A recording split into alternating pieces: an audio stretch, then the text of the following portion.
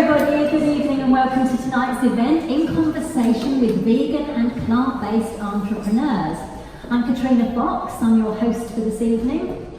I'm the founder of Vegan Business Media, which is a content, events and training platform providing resources and training for aspiring and existing vegan business owners and entrepreneurs.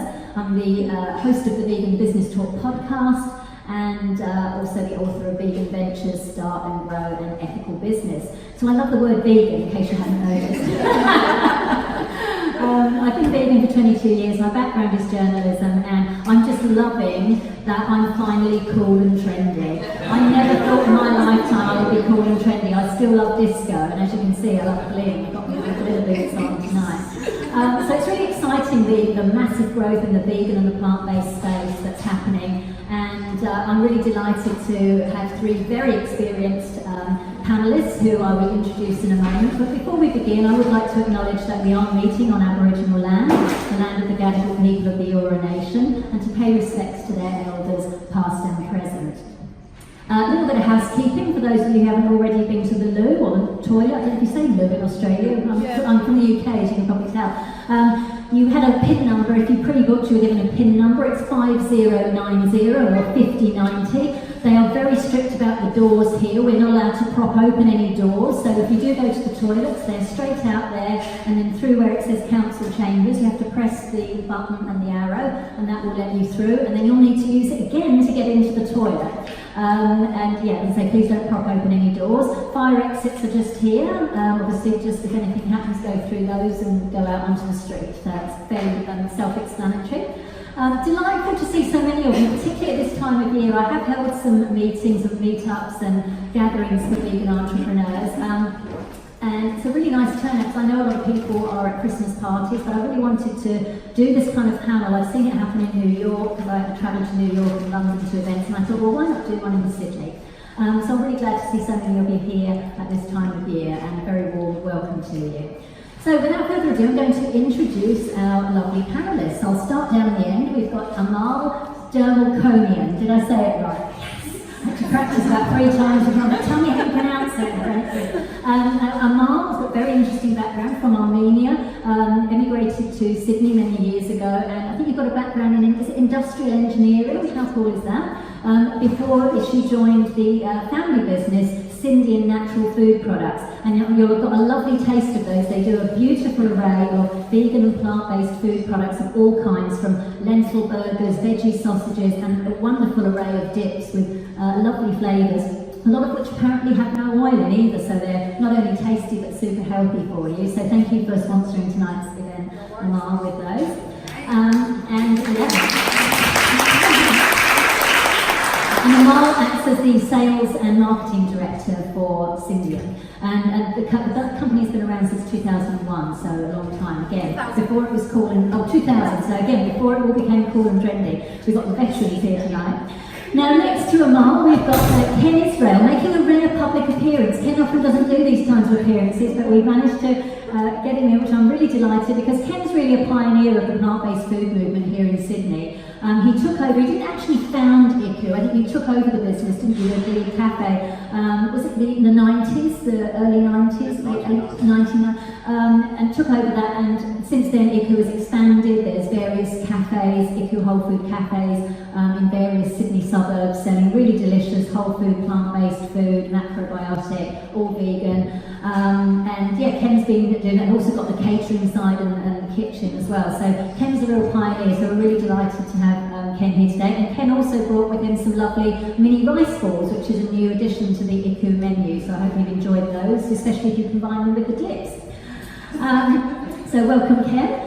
And next to me we have the lovely Jessica Bailey. Jessica is the founder of the Cruelty Free Shop, chain of vegan supermarkets in Australia. Now Jess started her business again back in, I think it was 2001. She beat me by a year. Yeah, there you go, Amal beat me by a year. So Jess started, her business from her home as an online-only business back in 2001, before online business had really, even started to take off. Eventually, over the years, she kind of outgrew it, and now she currently has 2 physical stores one in Sydney, in Glebe, and also one in Melbourne. And she also has a warehouse where the online business has run out of. So I think it's really great to see the growth of these businesses. So I think you're going to really get a lot out of this evening. And the format is, I'm going to ask some questions of the panel to begin with, and then we're going to leave you a good 20 minutes, because I know with a lot of discussion panels, sometimes you have the discussion and there's only like 5 or 10 minutes for audience Q&A, but I really want to give you guys a chance to ask questions yourself. So we're going to leave a good 20 minutes for a Q&A for you. So as you're listening to the discussion, as you're listening to the speakers, please make a note mentally of any questions. And then at the end, when I say have you got any questions, I won't be greeted with people just blankly staring. Okay, so I'm sure you have. This is a really lovely opportunity for you, to kind of literally pick the brains of 3 very experienced vegan and plant-based pioneers in the business space. So we're all good to go, I think. So fantastic. I don't think I've missed anything out. No, there we go. Fantastic.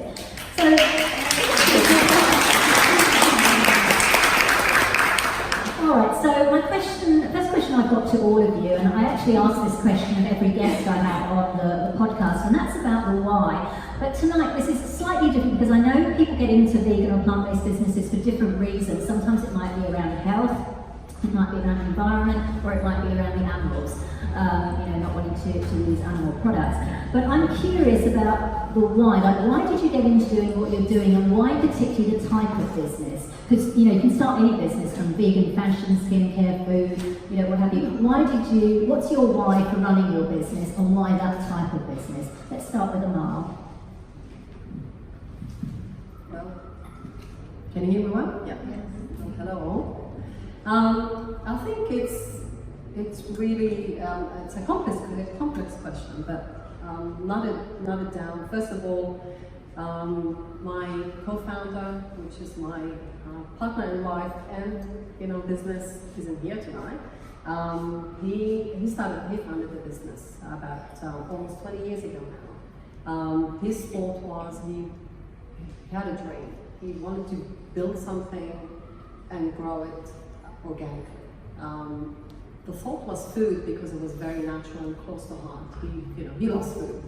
Wasn't his background, but it's something he wanted to do. So he left his career in psychology and social work and started food. I think for us, I remember sitting at a dinner table thinking, okay, what do we want to make? We found out slowly that we really needed to decide what we don't want to make. And we found out straight away that we didn't want to include meat or fish or seafood in our products that we want to manufacture. Dairy was a bit of a question there. I think we weren't 100% sure about the dairy. So I think at the start of our business we had a few products with dairy, but it didn't take us long when we decided everything we're going to manufacture will be 100% vegan and gluten-free. And this is talking about 20 years ago, when I think not many people knew what vegan meant.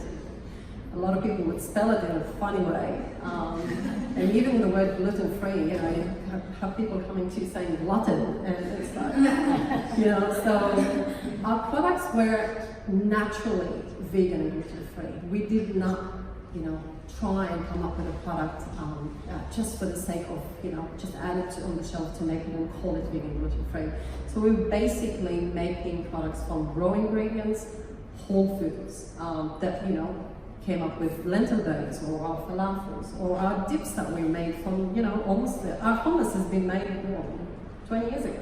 So the same recipe from day one, it's the same recipe we're making today. The same recipe for our falafel is the same recipe we're making today. The same thing happens with a lot of products we manufacture. So, bottom line is we really decided we wanted to make products that are going to be unique on one hand, but they can be used by everybody. You look at a family and you find a kid that is celiac and eating almost crappy, cardboardy sort of bread or pizza, and the rest of the family enjoying something else. We wanted to create a product that the whole family can consume. And it is vegan, naturally vegan, it is gluten-free, yes, but it's a beautiful product that your whole family can consume.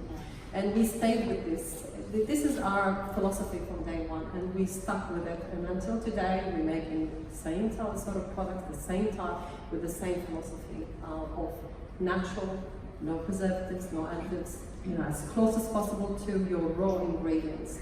That you can just, buy your lentils, buy your chicken, buy your vegetables, and you make your product. There's nothing, no processing involved except to make the product, but there's no extra step in processing. So our products stay very natural in that sense. Fantastic, I love that, and I hope that's inspiring for those of you who think, oh, I'd love to start, say, a food business or a fashion business, but you don't necessarily have the background in it. It just shows that you can learn anything and everything, and sometimes you learn that on the job, so I really appreciate you sharing that. Thank you, Amal. Ken, why did you take over it? So it was already a business, IKU in the whole food in Glebe. Why did you take it over?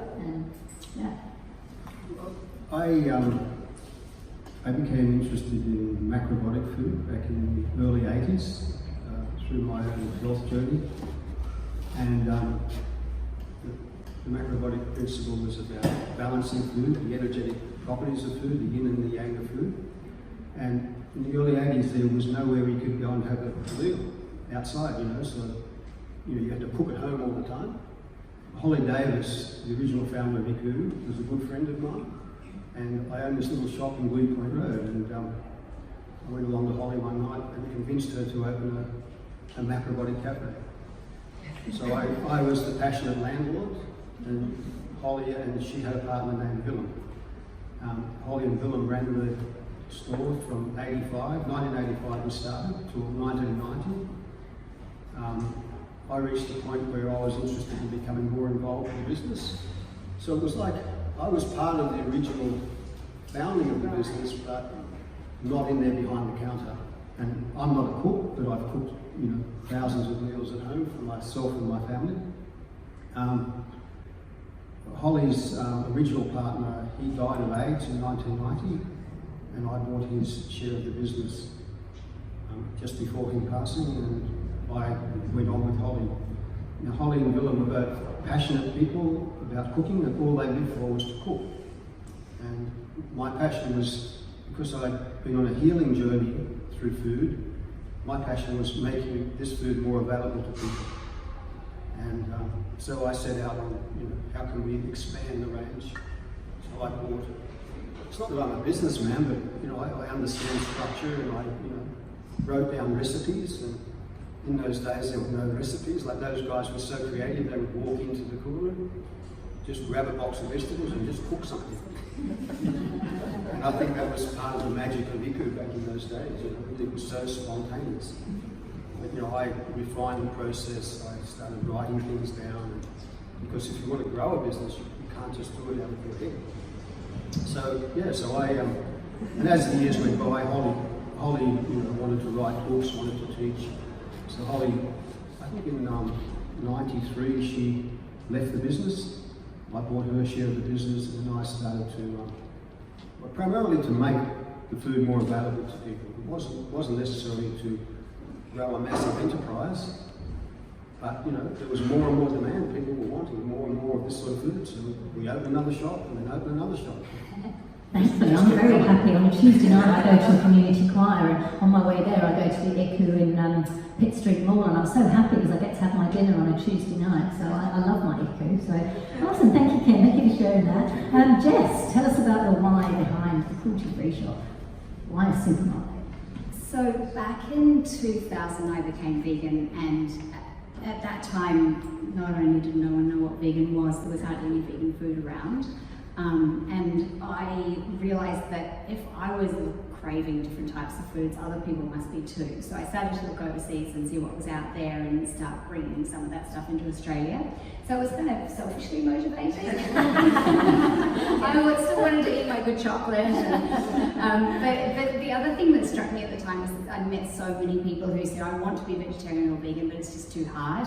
And so my mission in starting the business was to help people become vegan and to make it easier for them to become vegan, and that's the founding message of our business, and the only reason I'm in business is to help people become vegan. It's just that's what drives me to do what I do. It's interesting that we've got two whole food, healthy vegans here. Those of you who've been to the Cruelty Free Shop will know that we're the junk food vegan shop. So we just want a little bit of balance here. You know, our best-selling product is the veggie bar, followed closely by another chocolate bar. So, I mean, I see that there's people out there who want to reduce their meat consumption or want to take the step to vegetarian and veganism, and I think it's really, really important that we help them do that by providing foods that are familiar to them, so they don't feel like they have to give anything up. So our speciality is vegan versions of non-vegan products. So we don't stock any health food. I've tried over the years and it just doesn't sell. Not for us. But yeah, so that was why I started. I love that. I love we've got all different motivations, like you say, and that's what I mean. Your why can be so varied. And like I said, it's fine that it came from, you didn't have the products yourself. You wanted the products yourself. Realised other people wanted them, and to provide those for them. So I hope that's given you a bit of inspiration as to what's possible and what you can do. It's like I say, none of these I think were in business per se or had run their own businesses per se, and here they are, maybe 20 years later, thriving. So I hope that certainly makes me feel inspired. I hope it makes you feel inspired as well. Now on that, I mentioned that we're seeing a massive growth in the vegan and the plant-based sector, to the point where even multinational corporations like Nestle, and Hungry Jack's, Burger King, a lot of these big brands are bringing out vegan or plant-based versions of their own lines. And that's quite controversial kind of in vegan circles, but it's an interesting one. So from a business perspective, I have seen anecdotally a couple of vegan business owners online say, look, it's great that this is going mainstream, but don't forget about us, because the money that you're spending with these big brands, it means it's less money in our tills, so to speak. So I'm curious to get the panel's point of view on that, what you think about that, whether it has impacted your own business or you anticipate it will, or just what impact it may have on ethical, independent vegan businesses in the future. We'll start with you, Jess. First of all, let me say that I think it's brilliant that all the supermarkets have got all this vegan stuff in it. That's the dream, that we can get vegan food wherever we want it. So I think it's awesome.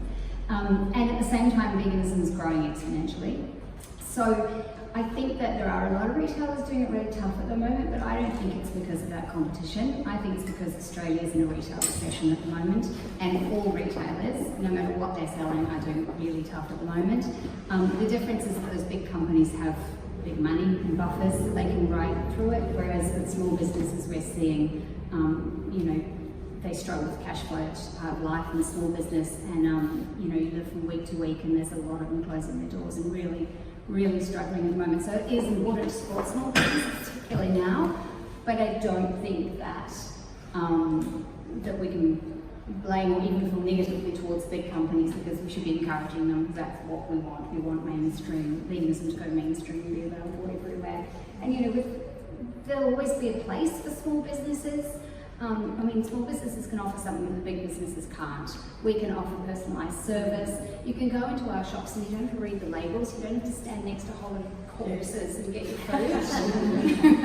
And we have expert staff who can answer your questions, and they're all vegan, so they know what you're going through and they know what sort of challenges you have, and you don't get that at big companies. So I think there's always a place for small businesses offering that extra service. Yeah, definitely. It's like going Coles or something, trying to find a member of staff to help you, and then if you do find someone, they generally have no idea. So yeah. Oh my God! I went into Woolworths the other day. I went into a supermarket the other day. We're on the corner.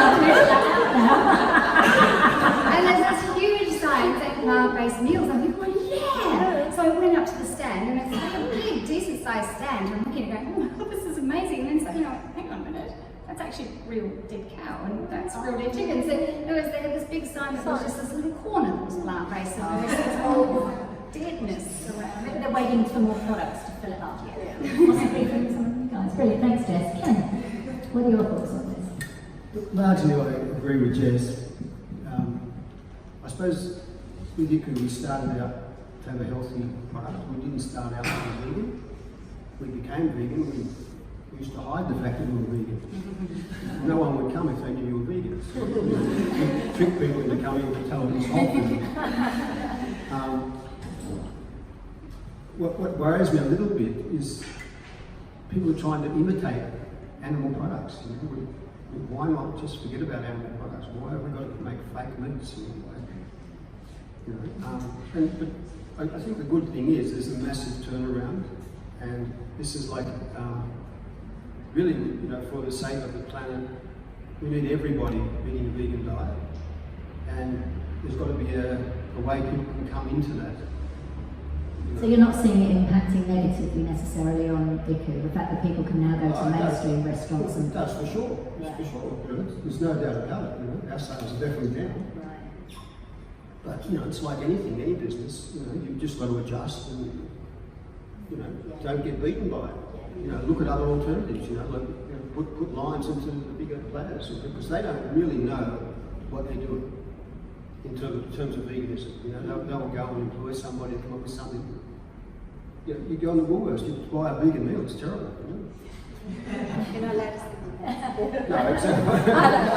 It's all right. If you buy a grab and go. I mean, Woolworths are actually very open to having more vegan and plant-based products in there. So, I was in New York earlier this year for the Plant-Based World Conference Expo. It was the first vegan trade show in the US, and 2 Woolworths buyers were there. They'd flown across, you know, because they wanted to find out. So I think that's a promising sign. But no, I appreciate your honesty. What about you, Amal? What's the, in case, you know, in terms of, you say your recipes haven't changed over the years, you're producing the same products, and now these big brands are coming out with things. Is it impacting your business, and what impact do you see it potentially? Well, I think there's a few points here that would be good to cover. One, I think the first point is the market is saturated at the moment with vegan offering, and I think the space available for these products is not growing at the same speed. I think that's your first challenge. The good point about it is that all manufacturers, they have to reinvent themselves. You know, whether it's with even coming up with more offering, improve the output, the quality, they have to be out there. You know, I would say that that's your positive point. My issue, and I find it, you know, that's probably an issue with many people, is that, you know, the big players saw the trend in the market, and they're not just going in hard, they're going in hard and they're trying to hijack this. I find it as a social movement. This is a social movement, it's a vegan movement, it's a social movement, even political movement to some extent. So they're hijacking this with their financial funding, with, you know, they're coming from all different angles. And what's happening to the market is they're dictating what's good for you, what you should like, what shouldn't you like, what's actually good for your health. You know, that part I don't agree with. I think at the end of the day, for us as manufacturers, it is a challenge, but at the same time, I think, you know, consumers need to open their eyes as well. Don't let it be like the dairy industry. Dairy industry, that's what they've done for years. You know, they've made you believe that milk is good for you. You know? It's starting to change a bit with dairy. Well, it is. If you think about it, so do you want to get to that point that we go over for another 30, 40 years of eating ultra-processed food for the sake of, it's just good for the environment. But at the end of the day, we know it's not good for us, health-wise. You know, where are we heading with this? I think that's where I feel like I really don't agree with this. But I think the challenge is for small businesses. We find we're looking at it out there, you know, retailers, manufacturers, food service providers. You have a lot are closing down, you know, there are a lot of them closing down.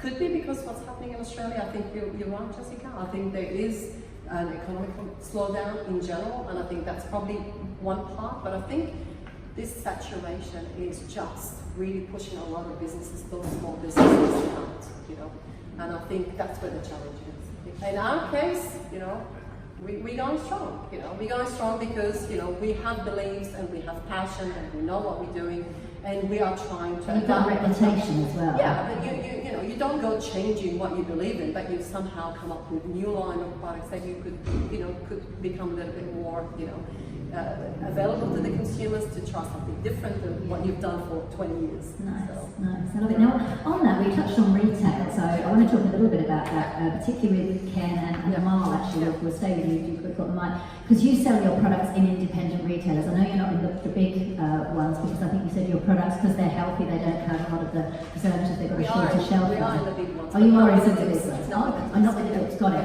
Okay, so tell us a little bit about, because I think for those people who, are looking to start a business and, particularly a food type business, and they want to get into, the supermarkets, the independent retailers, can you talk to us a little bit about what's it like working with the independents, with the big guys? What are some of the things to be aware of that perhaps you might not think about, and how do you get in? Very good question.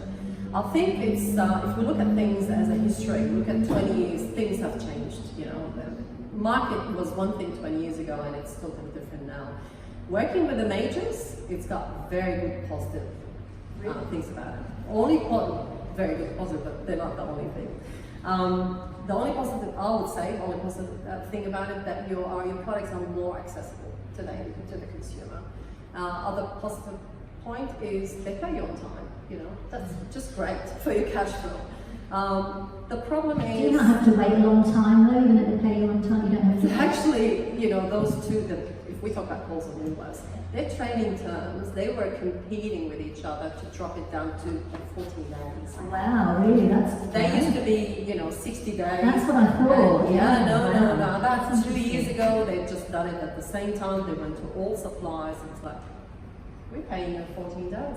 Thank you very much. It's like, great. So the issue with working with the majors, there's nothing, it's very impersonal. You're working with category managers, they change every second year. So you don't have this long-term relationship. They want you there for the money. End of the day, if your products are not performing to their standards, you're out. You're in if you're performing, you're out if you're not. There's no halfway, there's nothing in the middle. And if to touch base on the performance side, things are changing there too. If to give you an example, if expectations were, up to 2 years ago even, expectations that if you sell 1.5 to 2 units per store per week, you're okay.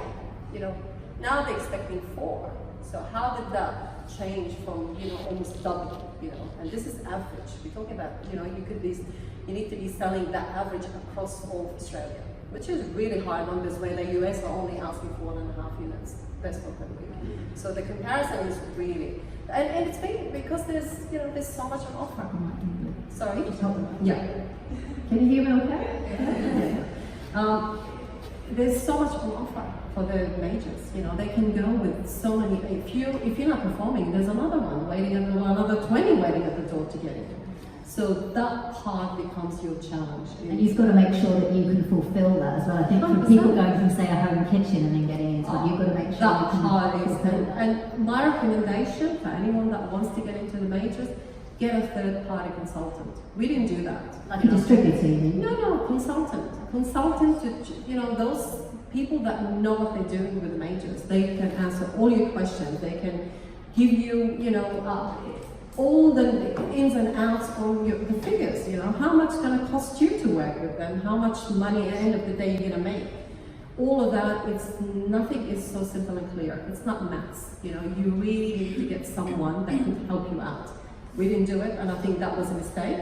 We're going okay, but if we were to have a consultant, I think we would have understood the picture a little bit more, and then we know what they're expecting as well. What about price slashing? Because I know when I worked with a well-known, I did some PR work for a well-known vegan brand, and one of the things they said is, don't buy our products when they're on sale, because it actually, that the profits, the supermarkets don't suck that up, it impacts on the brand itself. So now I feel a little bit guilty now, and I thought, oh look, we're on special, and then I think, better not. So how does that work? See what happens is, and this is when I was talking about expectations, even they call it promotional activities, if they were expecting you to run a promotion once a quarter, now they're expecting you to do it more frequent. The price slashing all comes down from your pocket. Nothing, they don't lose $1 on anything. So if a product was $7 and it was $5.60, it's $1.40 is coming from your pocket. Nothing comes out from the majors. So any promotional activity you do, that's what I'm saying, you need to build it in your pricing when you're actually working that. So that's really difficult part. That part is really difficult. And do you have to pay a fee to get into those, like a promotion? Well, something else I don't know if it's changed. It's happening now. It's happening now. It's not something they were asking before. And I think nowadays, and I'm talking about Coles, and I could just talk about that, freely. they're actually talking about slotting fees, where in the past About what fees? they call them slotting fees. Slotting fee, like shelf So type. yeah, but it's not shelf. What you're doing is, end of the day, is you giving them money, just like that, per product. You know, if they And is that for better positioning? So if you pay not more, really, you get just to be in there. Just to be in there. You know, it's Wow. just that simple nowadays. It's really, they say to you up front, where in the past it used to be, oh, let's just do it through promotions or whatever. But now it's, you want your products in, you probably need to pay 20 to 30K per product. To get one shot. Wow. Just to get them on the shelves. So this And is, yeah. and this is things you need to know. You need to know those things. Absolutely. It's just not that simple, you know. So that's why it can be frustrating when consumers complain about, oh, why is that product so expensive? That hopefully, because we're all consumers as well, and either existing or aspiring vegan business owners, to just be aware of that. Yeah. That you're not, making massive amount of profit, that a lot of it's going to. And you can't even dictate to them what's recommended retail price is. You know, they will do their calculations and they will tell you it's going to be that price, and you can't say anything. You know, and then it could be 6 months down the track, you don't increase your price, and they will increase it as a retailer. Wow. Yeah. Wow. And it happened to us. You know, it's just things that's how they do. But as I said, for your cash flow, for your business to grow, it's something that you have to do if you want to take it that next step. You know, in our case, I think it was very important when we started, and I think the fact that we're able to grow in a way that we can reduce our overheads, or reduce our costings, so our product is actually cheaper to the end user.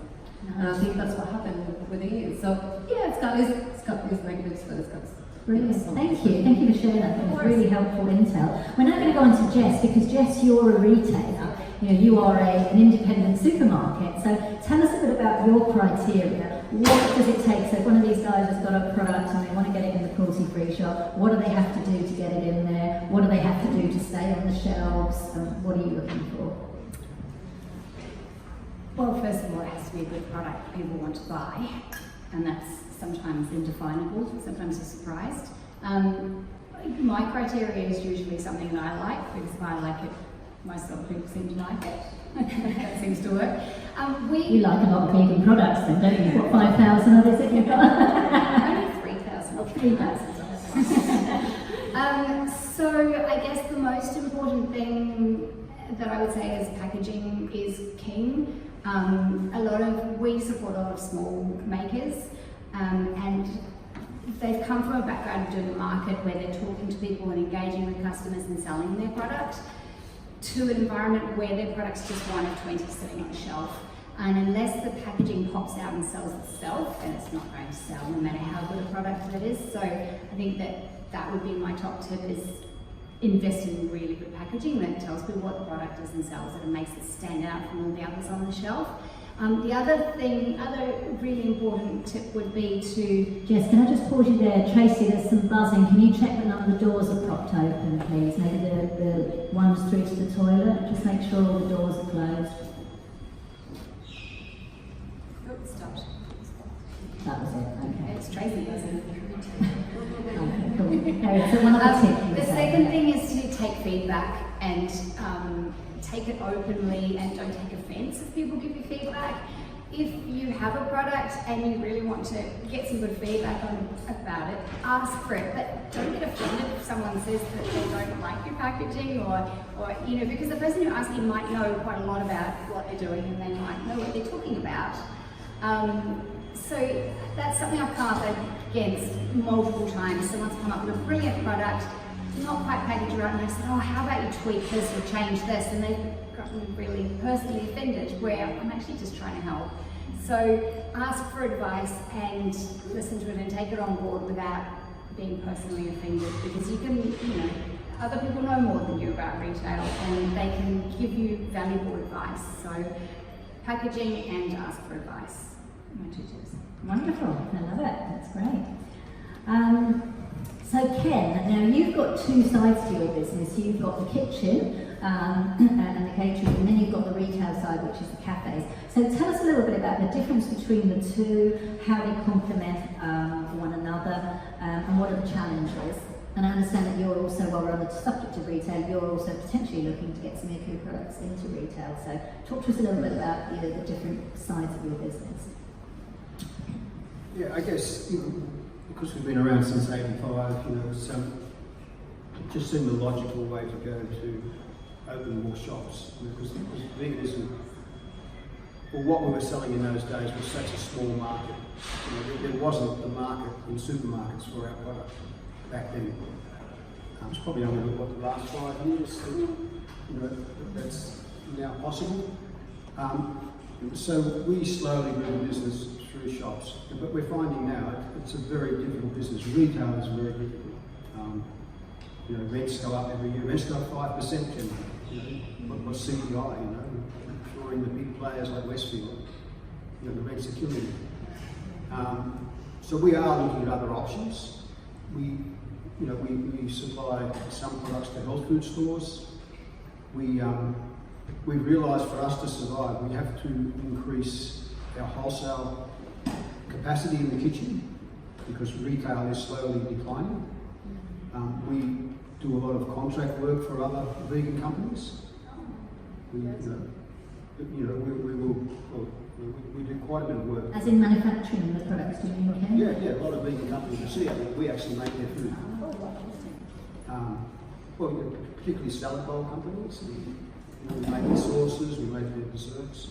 Because they reach a point where they've got to either go to a commercial kitchen, a large commercial kitchen like we have, or they can't afford to do it on their premises. So that's a side of the business that we're growing. We're helping people, smaller people actually grow. The thing is, what I noticed is veganism is coming to the point now where every cafe has a vegan option. And that's what I'm looking at. Can we provide a vegan option for people? Because a vegan option is hard to make. So that's possibly, it's so cutthroat going to the majors. Do we grow in that way? So trying to look at how do we grow, or how do we, keep our position at least. Because once you grow to that, it's more capital investment. We've got to pay them all. It's like it's a never-ending cycle. So we just sort of, I would love to just be supplying food direct to the customer. But how do you get it to them? I would love the customer just to be paying a wholesale price. And that's another option. Do we set up a network where a lot of our retail business comes from supplying bulk food to our customers? But it's interesting because I know that we touched on this on social media, because I discovered Uber Eats recently when I wasn't too well, and but I know that there's a couple of people jumped on and said, well, actually, that's not so great for the vegan businesses because the Uber takes a percentage of the money. So that's just something else for people to know if they're looking to. Uber's actually killing nighttime trade. We have virtually no nighttime trade anymore, and if we do have any nighttime trades through Uber, we pay them 35%. By the time you pay wages. Do you see, I was going to say I'll throw a cat among the pigeons, but that's not very vegan, is it? We'll throw a curveball, shall we say, throw it just quickly before I open it up to the audience for questions. Do you perhaps see that though as a marketing opportunity? Because by bidding on Uber Eats, when people type in the word vegan, which a lot more people are doing now, and then ICU comes up, if they don't make a purchase, then you don't make a fee, but they're actually seeing ICU and like, oh, okay, ICU, and then it's brand awareness. I thought when we came on board as a vegan company, that we would stand out. You type in vegan, there's 1,000 cafes come up. You're one of the really healthy ones though, you're like the whole... Don't give you any priority. Right. You're in the list. Yeah. And there might be a cafe that has one small item that's vegan. Still was on that list. And they're in the vegan list. True. But I still think it's a bit of brand awareness. Like you certainly Well, came you've got to up do with it. You have to do it. Yeah. And you've got to make it work. Yeah, for sure. Cool. Thank you so much. And I want to, as I mentioned, I do want to, Tracy's given me keeping an eye on the time, I do want to make sure that we give you guys the opportunity to ask some questions. So what I would say is we don't have a roving mic just because of the tech setup here. So what I would love you to do, particularly if you're at the back, say your question and then I'll repeat it, just because we're recording, just make sure everybody can hear the question. So yeah, all right, who's got a question then? Come on, I said at the beginning I didn't want to sit there with blank faces. I want to see some hands up. Yes, thank you. What's your question? What's the biggest mistake you've made in running a business so far? Because everyone thinks, Oh, that's a great question. The question was, what's the biggest mistake you've made so far? So there's probably lots. I can say, what would you say is the biggest mistake you've made, just in a nutshell? Me? You can start, Ken. you can start. Just the one, just the biggest one. It's like every day you're putting your neck on the chopping block. You make mistakes all the time, you know. You just got to minimise the mistakes. You can't. It's not a risk-free business. What about your business model? Because you own some of the cafes and you do franchising. Well, we're not a we have 2 franchise outlets, and we looked at that, and it's a way to grow the business. But our shops don't make enough money to substantiate people spending $200,000 to go in and fit out a store. And so many franchises go bankrupt. So many people go out of business, and I won't sell a franchise to somebody if they can't make money. And we are in food production. We're not like a franchise company. We charge a 5% royalty, because that's how they make their money, through the royalty. We make our money from selling food. So we set all of our shops up like a franchise. They all operate as a totally separate business, so we can monitor them. They all pay a franchise fee to the head office, the same as a franchisee does. But we have to do that just to keep an eye on it, to make sure it's a level playing field. But we know that if we can't survive in our shops with a franchise fee, the franchisee is not going to do it. Yeah, cool. Okay. All right, just quickly, briefly, in a nutshell, biggest mistake you've made in your business. I think it's a really tough one. Sorry, I'm just trying to think of something that really stands out. I think the fact of when you grow, sometimes you grow too big too quick. Everything becomes slower. Meaning, to be reactive to, let's say you want to come up with new packaging, you want to come up with new designs. Everything takes then longer. When you're more basic and you're smaller, your reaction is, one day you can come up with a product, the next day you could be selling it on the shelf. So I think that's where we're finding it. Sometimes the too quick, it has this. Brilliant. Jess, what's the biggest mistake you've made? God, so many. It's interesting, every one of us has so many. Well, that's how you learn. Exactly, That's what yeah. business is all about. It's making mistakes, and that's how you learn. Probably, if there was one thing I could change right now, given the state of retail, it's not going to brick and mortar. Really? I would have stayed online, having an actual physical shop. I appreciate your honesty, because you had a couple of other shops. You had Canberra and Brisbane, and you closed This is those. what my grandma people there. Oh. I miss you. Yeah, it's having a bricks and mortar shop front. You're exposed to the elements. You're exposed to recessions, competition. I don't know, changing habits. More people are buying online now. There's so many things. Staff. Yeah, we have those online also. Oh, yeah. But yeah, I think running an online business was simpler. I appreciate your honesty. I think it's good to know these things. Who else has got a question? Claire, and then we'll come to you. Can we just see who's involved in services and who's involved in products? Yeah. Because I've got people sell products in their business or aspiring to, or are you involved in a service like a graphic design? Yeah, so quick show of hands, who's in food service? Or aspiring to be? And who's selling the products? And who's not in food at all? Or quite a lot. Okay, so the next panel will be non-food related, or we'll at least have someone on the panel who's non-food related. Cool. Your question? So in view of that, whatever business you're involved in, I've worked for myself in the business for 12 years, is mindset is absolutely essential.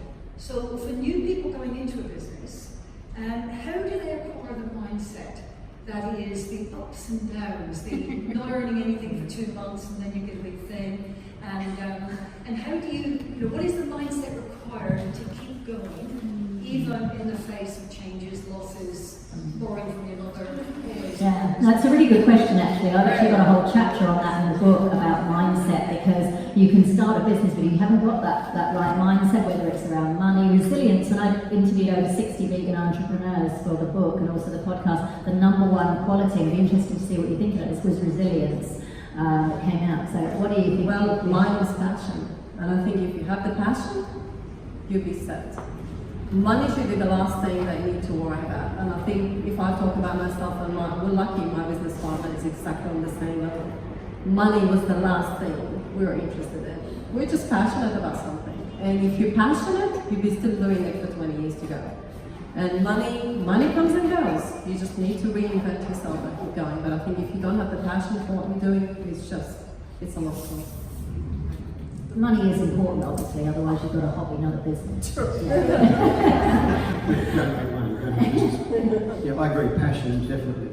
And, you know, I often wonder, you know, if you're interested in getting into the food business, be small. Have a unique product. Have a product where people can see your passion in the product. If you've got a cafe, let that be you, you know. Like I have so many times, I'll have a manager in a shop and the shop will go fantastic. That manager will leave, a new manager will come in, the shop will go downhill within months. You know, so it's about the passion and you know, it's such a personal journey serving food. You know, you've got to really believe, you've got to want to serve people. You know, you've got to, and if you have that, the work is nothing. You don't, you know, like I love to do the dishes, right? I love to be in the sink, so I don't think. Come round to my house if you like. Jess, what about you? How is your mindset? My favourite thing is stacking shelves. Yes, simple things. Things you don't think to myself.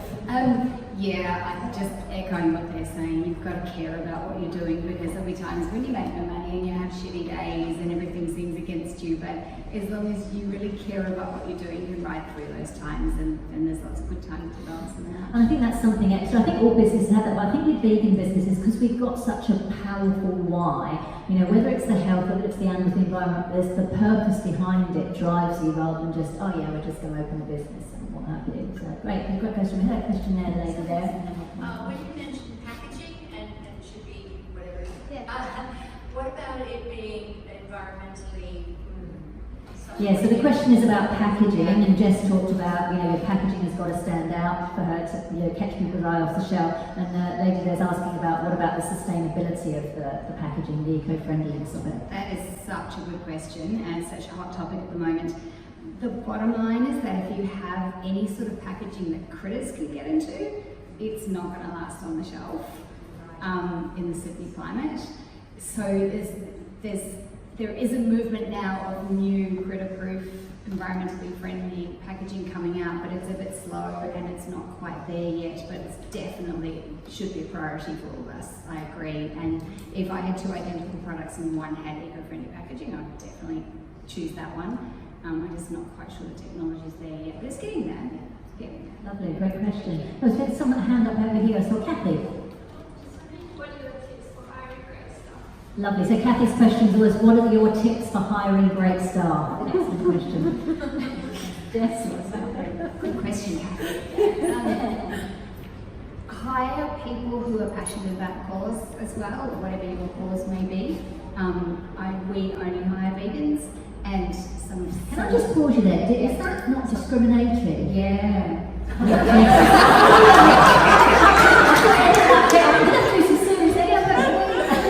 as vegans we get discriminated against all the time, so it's only fair to balance it out. No, seriously, there's a good reason for that. We have people. No, what I meant was, are you allowed to do it legally? People come into our shop, we get a lot of vegan curious and new vegans coming into the shop wanting to ask questions, and we need to have staff there who can say, oh, I understand, I know what you mean, and yes, this is my favourite cheese, and oh, isn't it difficult talking to your family and stuff. They need to be able to empathise, and you can't do that if you're not a vegan, you don't get it. Yeah. And maybe it is discriminatory. It's an interesting one. I wonder if it was like, what if it was like a Christian bookshop? Like, wouldn't you have to be a Christian to work there? Oh, someone's got a. Are you a lawyer? Are you legal? Okay. Can you? It's only illegal to discriminate on the grounds of disability, sex, Race. gender, and race. So There you go. Sorted. Vegans only need a lot. Fantastic. We can keep that bit in now. Then also great. Ken, quick tip for you, because you must have quite a high turnover, because I suppose with Jess you've really got passionate people working in your store, and hospitality is known for its fast turnover of staff. How do you go about hiring and keeping good staff, I guess. Okay, I like to do interviews in groups. So you put an ad in or whatever, and you might get 20 people apply for the job. Generally, you'd be lucky if 5 turn up to a group interview. Wow. If they're not prepared to come up to a group interview, you don't want them. If they're late, you think that's what they're going to be like when they work for you. And generally what I do is I tell them my story, why. It's almost like they're interviewing me, and I tell them why I do what I do, and then I ask them, do you identify that? And I want to find out what their passion is. I don't expect them to buy my passion, I actually prefer them to have their own passion. Let's face it, working behind the counter in the food industry is a job on the way to somewhere else, most of the time, But you want those people while they're there to be passionate about what you're doing. And you've got to find the person that wants to be there. That's the biggest thing, It's not so much even about skill, It's about, like I once, I've got a guy in our kitchen. He's been there for like 16 years, and I was hiring for a kitchen hand, and I asked people to bring their knives. And this guy had an amazing set of knives. They were immaculate. They were beautiful. And now he runs the kitchen. He's been there for 16 years. So little things like that, just by their appearance. Do you motivate them in any way, like to stay? Like, do you offer any perks or anything? Not really. Beat them up if they're not going to work hard. No, it's such a, a lot of the people who work for us are passionate people. Amal, what tips have you got for hiring? Well, I think in our case we have a mix of different type of people, because we have, you have office staff, you have sales people, we have kitchen, staff, so they're all different. So I think, employing, someone, I think in our case it's a little bit difficult because we're based in the Hawkesbury, and we found it for many years, it was just so difficult to keep staff, especially kitchen staff. They seem to be the ones that come and go. But at the moment we seem to be on a nice sort of run where, we have staff who've been with us for years and they're sticking around. And I think it's just for them to feel part of that family, and they do. Especially in a family business. It is a family business, so they really need to like us first as bosses, and I think that's where I conduct the interview also here. My business partner conducts the interview. I think it's just important to get them to understand what is this business about, and see if they like it or not. Because at the end of the day, if they don't like it, they're not going to be part of it, and they're not going to stick around for long. So I think that's great. why. Excellent advice. Thanks, Cassie. One question: how do you find a really good wholesaler that won't rip you off, and how do you negotiate prices with them? So the question is about how do you find a good wholesaler that won't rip you off, and how do you negotiate the prices with them? Probably, Amal, you can start. You're talking about wholesaler for like raw materials, or what Basically, just purchasing things in general for your business. Because in my experience, I've had to compare one wholesaler to another. Sometimes it's taken me years or hours even just to find the best one. And a lot of them sort of pretend like they've got the best prices, but then you buy from them and you end up making that mistake, and you have to look for another one. So I think you need to really look at how long they've been in the market for. I think how many items they have on their shelves. Test them out first and see what sort of products they bring you, whether it's fresh products or not. This is where we found with the years that if we're dealing with one, let's say chickpea supply or lentil supply. And the minute we find that they're trying to, provide us really old, dated products, we know then this is not a supply we want to deal with.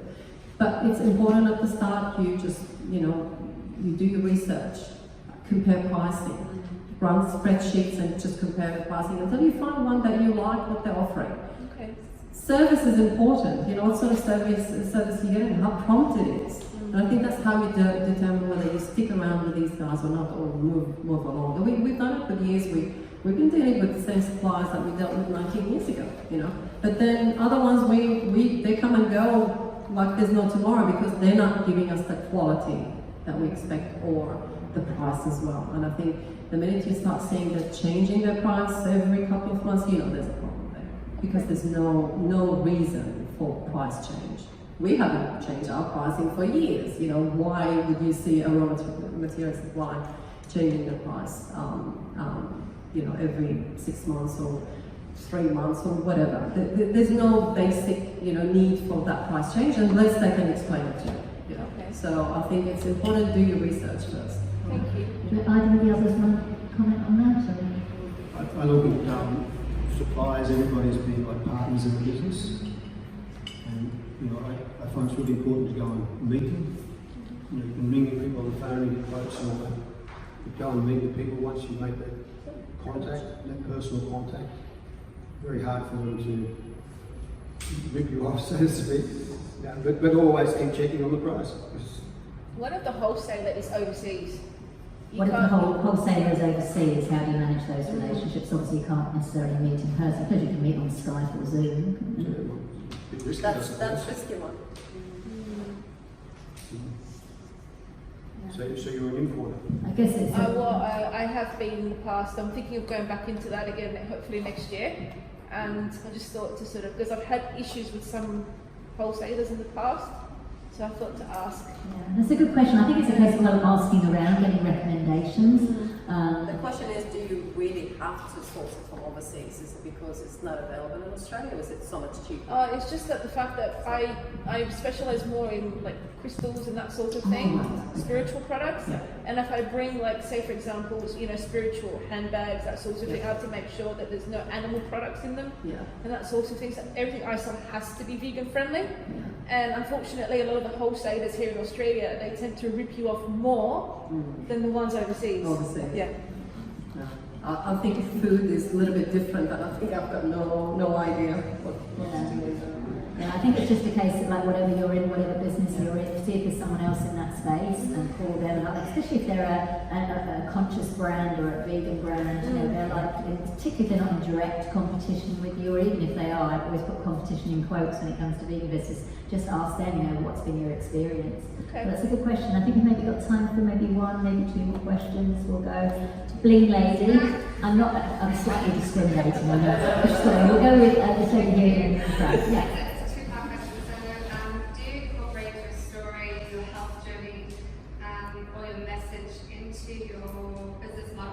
So do you, I'll just say that bit first in case I forget, do you incorporate your personal stories, such as your health journey, what have you, into your business or brand? And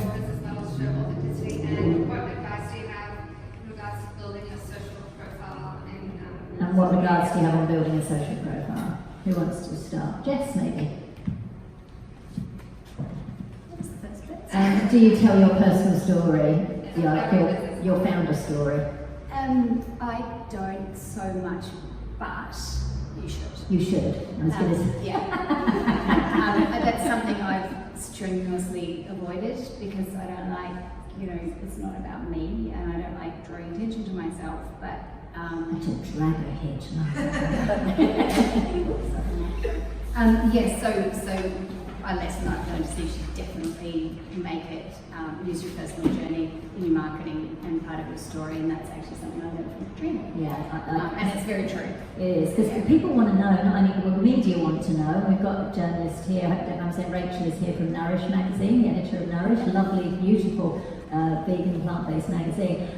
Media want to know your personal journey. That can get you media coverage. If you've got a really strong personal story, I did a PR consult with somebody today, and I found out just by pushing gently that they had brain cancer and they've overcome it, and I went, it was embarrassing, I went, oh good, and then I quickly expressed, I don't mean it's good that you had brain cancer, what I mean is that's media gold, like it's a good thing. So yes, definitely, and also your customers want to know, if you think about it, particularly conscious consumers like vegans and other conscious consumers, people want to know that who's behind the brand, what's the story, or who's running this. You know, I buy certain chocolate, like I'll buy Planel chocolate because it's England's oldest vegan company. The founder was vegan in 1927, so anyone who tells you it's hard to be vegan nowadays, yeah, hello. And so I buy that because, you know, his brand is amazing, he ticks all the boxes, he goes out of his way. Some runs it now. They go out of their way to make sure that the products are created in fair conditions for the workers, they tick all the boxes, sustainability, and of course, very, very passionate vegan. And similar to Ken, they have a vegan factory and they make the products for other chocolate brands. So I will go out of my way, if I see various brands on the shelf, I will go out of my way to buy a panel because I know the story. So I think it is important. Just very briefly, Ken, do you use you mentioned your health, you don't really say, there's not a lot about you online, to be perfectly honest, is there? I had to put Ken's bio together, and I'm like searching online, I'm like, there's nothing here on it. But I did interview Ken for the book, he is in the book, so you can find out a bit more. But so you don't really, unless we get you here in I don't, but I should. Yeah, because it's good, like you saw there, people's reactions, they're interested. You know, you get more customers, so yeah. Well, you don't do it for that. You know, like if you're if you've got one shop and you're a lone operator, you end up talking to your customers. Yeah. It's a good thing to do that. It's become more popular nowadays. Like in the past, a lot of it you could hide behind your brand, but nowadays, I think even with like the big corporations, you'll see now CEOs are now publishing articles and blogs because they can't hide behind. People want to know who are you. So I think that is really important. I saw you did have your hand up. Sorry, Bob. We'll see how time are we? We'll just see how long this question takes to answer, and then otherwise we might have to do it because we're on time. But what was your question? Okay, so you talk about being innovative and reinventing, and I want to know how do you, what sort of market research, or how do you talk to your customers, and how do you know what your customers want? Great. So how do you talk to, it's a bit like surveying your customers, how do you talk to them, how do you find out what they want so you can do what Amal mentioned about continuing to innovate and know who they are and how to market them. Well, I think in many aspects it's all to do with you try through social media. Social media is a great platform. Whether you do some sort of questionnaire where you throw things out there and ask people to give you their feedback, their preferences, what they like and what they don't like. You can do it through exhibitions if you're part of it. If you go into an exhibition and you know taste testing new products, you get feedback through there. It's all to try and find out from the end users what they're actually looking for something new, to be a little bit more. So you have to be you have to listen. You have to try and be out there as well to get this information. We don't do a professional, like I'm sure there's so many other ways that you can do it, with market research in that sense, but we try and do it internally, and so far it's working really good. Great. Ken? Yeah, there's a lot of things you should do. You go through a He's going to go and do them from tomorrow. We're going to see Ken Israel, founder of Rick, with an amazing bio. There's only so many hours in a day, and you do the best you can. Jess, how do you communicate? I guess because we have so many products coming through the shop, it's pretty much just what sells. That's instant feedback of it sells. We know it's a product. We do engage with customers and talk to them a lot, but not in a formal way at all. But read is one point on this your question as well with the social media presence. If you want genuine feedback, know your target market. That's really important. I know if you put an ad or a question or something out on social media, just out to the general population, there might be 1 out of 100 people who actually are interested, and you're paying to advertise to 99 people who don't care and never buy from you and never be your customer. So you need to do some research and figure out exactly who your customer base is and really be targeted with them, otherwise you won't get valid feedback or good response to your ads. So that's something I just learned recently that's really important. That's good. I would also say email as well. This is something I talked about with a client this morning, is they've got some good stuff happening on Facebook with video content engagement, but your email list is gold. If anything happens to Facebook or these other social media platforms and they collapse, you've lost your audience. Whereas when you've got them on email, you can connect with them directly via a newsletter, and you can send a survey. You can create a free survey on SurveyMonkey to say, hey, fill this survey out, it'll take you 3 minutes, and you go into the chance to win a prize. So you give them a little bit of motivation, and you can actually ask them what who they are and what they likes and dislikes, what products do you love, what kind of products would you like to see. That's like a cheap and easy way of doing that. So we do You have to be really careful with the wording of those, otherwise you get results that don't really tell you anything. So it's quite important to get some advice. Yes. Yeah. Cool. Excellent. So we're going to have to wrap up because we've got to get out. But I do want to give a chance for networking, so I'm sure you want to ask the panel some questions. And Tracy's given me the time signal, so I've asked her to keep us on time. But first of all, will you join me in please giving a very warm round of applause to